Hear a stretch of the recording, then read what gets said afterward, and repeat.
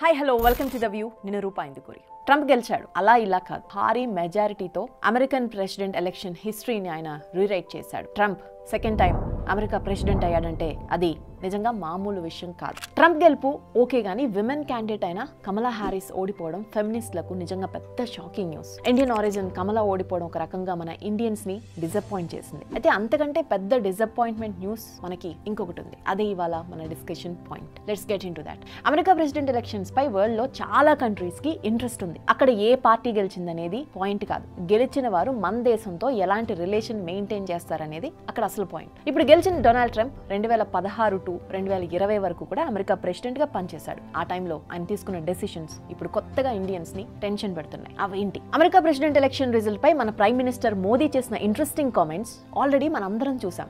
My friend అంటూ Donald Trump కి Modi congratulations చెప్పారు. వండర్ఫుల్ విక్టరీ అని కూడా అన్నారు.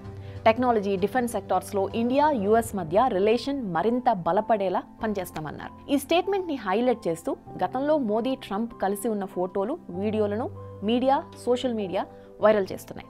ఇన్ఫ్యాక్ట్ ఈసారి ట్రంప్ గెలవాలని మోదీ కోరుకున్నారా లేదా అనేది కాస్త డౌటే.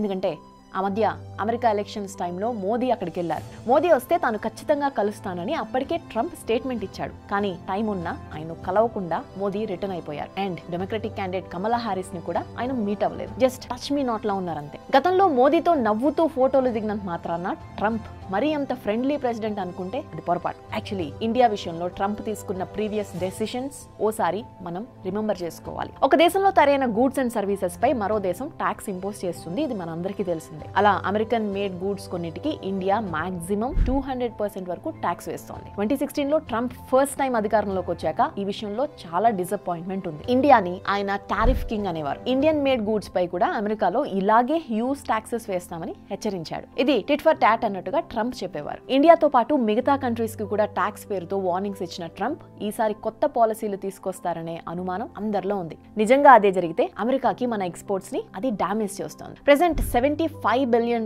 వర్త్ ఎక్స్పోర్ట్స్ ఇండియా నుంచి వెళ్తున్నాయి. ఇంజనీరింగ్ గూడ్స్, మెడిసిన్స్ ఇందులో మేజర్ పార్ట్. ట్రంప్ డెసిషన్ తో ఈ బిజినెస్ పడిపోయే ఛాన్స్ ఉంది. ఇది ఒకటి. Second and most important point, H1B visa. Jobs కోసం అమెరికా వెళ్లే వారికి అక్కడ గవర్నమెంట్ ఇచ్చే వీసా H1B వీసా. ఒక్కసారి ఈ వీసా వస్తే 3 years అమెరికాలో ఉంటూ జాబ్ చేసుకోవచ్చు. అండ్ ఆ తర్వాత ఈ టైం పీరియడ్ ని ఎక్స్టెండ్ చేసుకోవచ్చు. టోటల్ గా 6 years కంటే ఎక్కువ ఉండకూడదు. H1B వీసా ఉన్నవారు తమ డిపెండెంట్స్ ని H4 వీసా పై అమెరికాకి తీసుకెళ్లొచ్చు. వర్క్ పర్మిట్ తీసుకుంటే వారు కూడా అక్కడే ఉద్యోగం చేసుకోవచ్చు. అయితే వీటిని గతంలో ట్రంప్ తీవ్రంగా వ్యతిరేకించిన విషయం మనందరికీ తెలిసిందే. H1B కండిషన్స్ ని మరింత స్ట్రిక్ట్ చేయడంతో అప్పట్లో ఇండియా నుంచి వెళ్లే ఎంప్లాయీస్ చాలా ప్రాబ్లమ్స్ ఫేస్ చేశారు. వీసాల విషయంలో రిపబ్లికన్ ప్రెసిడెంట్ బైడెన్ కాస్త మనకి ఫేవర్ గా ఉన్నాడు. ఈ ఎలక్షన్స్ లో ఇమిగ్రెంట్స్ పాయింట్ కూడా బాగా హైలైట్ అయింది. ఇల్లీగల్ ఇమిగ్రెంట్స్ ని తరిమేస్తానని ఎలక్షన్ క్యాంపెయిన్స్ లో వార్నింగ్ ఇచ్చాడు ట్రంప్. అమెరికన్స్ కి కూడా ఆ పాయింట్ బాగా నచ్చింది. ఎలక్షన్ రిజల్ట్ పై దాని ఎఫెక్ట్ ఎక్కువగా ఉందనేది పొలిటికల్ అనలిస్ట్ల అంచనా. ఇమిగ్రెంట్స్ కోసం 1798 లో అమెరికా చేసిన ఓ పాత చట్టాన్ని మళ్లీ తెరపైకి తేబోతున్నాడు ట్రంప్. ఇల్లీగల్ ఇమిగ్రెంట్స్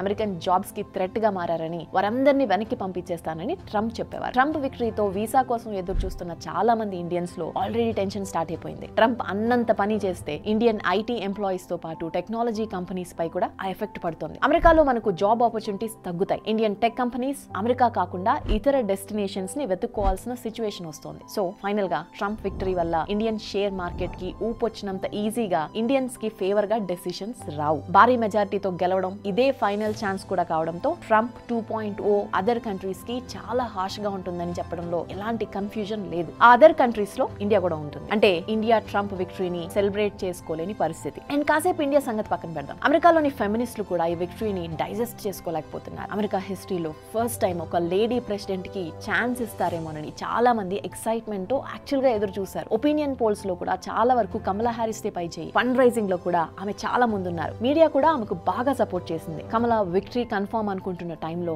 రిజల్ట్ మొత్తం చేంజ్ అయిపోయింది. 2016 లో కూడా Donald Trump lady opponent Hillary Clinton ని ఓడించాడు. 2020 లో జో బైడెన్ చేతిలో ఓడిపోయారు. ఈసారి మళ్ళీ మరో లేడీ అపోనెంట్ డెమోక్రాట్ కమలా హ్యారిస్ ని ఓడించాడు ట్రంప్. కమలా గెలిస్తే Indian origin lady American president అయిందని మన వాళ్ళు పండగ చేసుకునేవారు. ఇప్పుడు కూడా సెలబ్రేషన్స్ ఆగలేదనుకోండి. అయితే వీటికి ఇంకొక రీజన్ ఉంది. Let me tell you. American vice president గా గెలిచిన జేడీ వ్యాన్స్ వైఫ్ ఉషా మన తెలుగు అమ్మాయి. సో ఇలా కూడా మనం కాస్త హ్యాపీగా ఫీల్ అవ్వాలి. ఓకే, అండ్ డొనాల్డ్ ట్రంప్ విక్టరీలో ఇంకొన్ని ఇంట్రెస్టింగ్ ఫ్యాక్ట్స్ ఉన్నాయి. 270 సీట్స్ నామినల్ మెజారిటీ కాగా 300+ ఎలక్ట్రల్ కాలేజ్ ఓట్స్ తో ట్రంప్ హ్యూజ్ విక్టరీ సాధించారు. అండ్ 7 స్వింగ్ స్టేట్స్ కూడా ఈసారి హోల్ అండ్ సోల్ గా ట్రంప్ కి ఓటేశాయి. వైట్స్ కంటే బ్లాక్స్ ఓట్ షేర్ ట్రంప్ కి ప్లస్ అయింది. అండ్ ఎలక్ట్రల్ కాలేజ్ ఓట్స్ తో పాటు ఇండివిజువల్ గా లెక్కబెట్టే పాపులర్ ఓటింగ్ లో కూడా ట్రంప్ అందరికీ షాక్ ఇచ్చారు. 2016 లో ట్రంప్ గెలిచిన పాపులర్ ఓటింగ్ లో మాత్రం హిలరీ క్లింటన్ దే పై చేయి. అప్పట్లో ట్రంప్ కి 46.5% పాపులర్ ఓట్లు వచ్చాయి అండ్ హిలరీ క్లింటన్ కు 48.2% వచ్చాయి. కానీ ఎలక్ట్రల్ కాలేజ్ లో ట్రంప్ కి మెజారిటీ వచ్చింది కాబట్టి 304 ఓట్స్ తో ఆయనే అధ్యక్షుడయ్యారు. అండ్ ఈసారి అంతకంటే పెద్ద విక్టరీ, అంటే అధికార డెమోక్రాట్స్ పై ట్రంప్ గెలవాలని అమెరికన్స్ బలంగా కోరుకున్నారనమాట. సో ట్రంప్ తీసుకోబోయే నిర్ణయాలన్నింటికి అమెరికన్స్ మద్దతు ఎక్కువగా ఉంటుందనేది బహిరంగ రహస్యం. ఇది మన భవిష్యత్తును ఎలా మారుస్తుందో చూడాలి. That's all for now. ఇలాంటి మరిన్ని ఇంట్రెస్టింగ్ అప్డేట్స్ కోసం ఇప్పుడే సబ్స్క్రైబ్ చేయండి big TV the view channel ని.